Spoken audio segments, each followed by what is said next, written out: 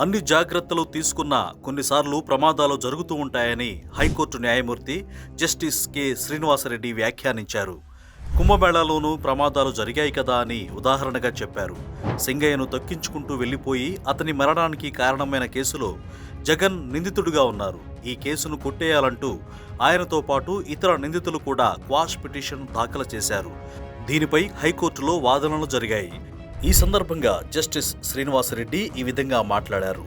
నిందితులు ప్రయాణిస్తున్న వాహనం సింగయ్యను ఢీకొనిందని తెలిసినా ఆ విషయాన్ని కప్పిపుచ్చేందుకు మాజీ సీఎం జగన్, ఇతర నిందితులు ప్రయత్నించారని అడ్వకేట్ జనరల్ దమ్మాలపాటి శ్రీనివాస్ హైకోర్టుకు నివేదించారు.